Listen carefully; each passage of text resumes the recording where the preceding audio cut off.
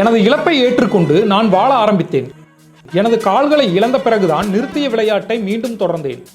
இதை சொன்னவர் 2019ஆம் ஆண்டு சுவிட்சர்லாந்தில் நடைபெற்ற பாரா ஒலிம்பிக்கில் பேட்மிண்டனில் தங்கப்பதக்கத்தை வென்று இந்தியாவிற்கு பெருமை சேர்த்த மான்சி ஜோஷி. குஜராத்தை சேர்ந்த மான்சி ஜோஷி மும்பையில் படித்து வளர்ந்தார். மான்சிக்கு ஒரு பொறியாளராக புதிய முயற்சிகளை செய்ய வேண்டும் என்ற ஆசை. அவர் ஆசையை 2011ஆம் ஆண்டு நடந்த சாலை விபத்து சுக்குநூறாக்கியது. இருந்தும் அவர் செய்த சாதனைகள் ஏராளம். மான்சி ஜோஷியின் விருதுகளின் ஆரம்பம் எங்கு துவங்கியது? மான்சியின் பேட்மிண்டன் தொடக்கம் அவர் தந்தையிடமிருந்தே ஆரம்பித்தது. அவரும் அவர் தந்தையும் சிறு வயதிலிருந்தே ஒன்றாக விளையாடி வந்தனர். அவரது 6 வயதில் தந்தை அவருக்கு இந்த விளையாட்டை அறிமுகப்படுத்தினார். இவரது தந்தை பாபா அணு ஆராய்ச்சி மையத்தில் பணிபுரிந்து ஓய்வு பெற்ற விஞ்ஞானி ஆவார். பள்ளிகளிலும் கல்லூரிகளிலும் அவர் பேட்மிண்டனுக்காக பல பரிசுகளை வென்றுள்ளார். அதற்கு பிறகு இந்த விளையாட்டை நிறுத்திவிட்டு 1.5 வருடம் ஐடி நிறுவனத்தில் பணிபுரிந்து வந்தார். அன்று ஒரு நாள் பணிக்கு சென்று திரும்பும் போது மான்சியின் வாழ்க்கையை புரட்டி போட்ட ஒரு சம்பவம் நடந்தது. டிசம்பர் 2011ஆம் ஆண்டு மும்பை புனே தேசிய நெடுஞ்சாலையில் இருசக்கர வாகனத்தில் வந்து கொண்டிருந்தார் மான்சி. எதிர்புறம் வந்த டேங்கர் லாரி கட்டுப்பாட்டை மீறி அவரது இடது காலில் ஏறி நசுங்கியது.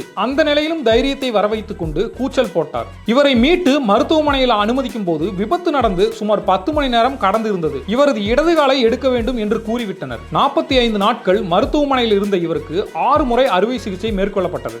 மருத்துவரிடம் விபத்துக்கு பிறகு தான் விளையாடலாமா என்று இவர் கேட்டதற்கு, உனக்கு விருப்பம் இருந்தால் எவரெஸ்டையும் ஏறலாம் என்று கூறியுள்ளார். அவரது இழந்த காலை பார்த்து விளையாட முடியாது என்று நினைக்காமல் இனி நான் கண்டிப்பாக விளையாட வேண்டும் என்று உறுதி எடுத்துக் கொண்டார். விபத்துக்கு பிறகு இவருக்கு செயற்கை கால் பொருத்தப்பட்டது. தினமும் 7 முதல் 8 மணி நேரம் வரை இவர் பயிற்சி எடுத்தார். மான்சியின் நண்பர்கள் கொடுத்த ஊக்கமே அவரை பேட்மிண்டனில் மீண்டும் விளையாட வைத்தது என்று கூறலாம். 2015ஆம் ஆண்டு டிசம்பர் மாதத்தில் இங்கிலாந்தில் நடைபெற்ற மாற்றுத்திறனாளிகளுக்கான கலப்பு இரட்டையர் பிரிவில் வெள்ளி பதக்கம் வென்றார். அகாடமியில் உள்ள வீரர்களை வீழ்த்தி நிறுத்திய பேட்மிண்டனை வெற்றி கணக்குடன் மீண்டும் தொடங்கினார். இவர் போட்டிகளுக்கு செல்லும் போது பயண செலவுகள், விளையாட்டு உபகரணங்கள் வாங்குவதற்கு தன்னுடைய பணத்தையும் நண்பர்களின் உதவியும் உந்துதலாக இருந்தது. பல உதவிகள் இவர் விளையாட்டுக்கு தேவைப்பட்டுக் கொண்டிருந்த காலத்தில் 2019ஆம் ஆண்டு சுவிட்சர்லாந்தின் பேசல் நகரில் நடைபெற்ற மாற்றுத்திறனாளிகளுக்கான பேட்மிண்டன் உலக சாம்பியன் போட்டியில் இந்தியாவிற்கு தங்கப்பதக்கத்தை வென்று இந்தியாவுக்கு பெருமை சேர்த்தார். இதனால் மூடியிருந்த ஸ்பான்சர்ஷிப் கதவுகள் உடைக்கப்பட்டன. நான் நீ என்று போட்டி போட்டுக்கொண்டு மான்சிக்கு உதவ முன்வந்தனர். 2015ஆம் ஆண்டு துவங்கி தங்கம், வெள்ளி, வெண்கலம் என சர்வதேச போட்டிகளில் ஒற்றையர், இரட்டையர், கலப்பிரட்டையர் என லண்டன், ஸ்பெயின், சுவிட்சர்லாந்து போன்ற பல நாடுகளுக்கு சென்று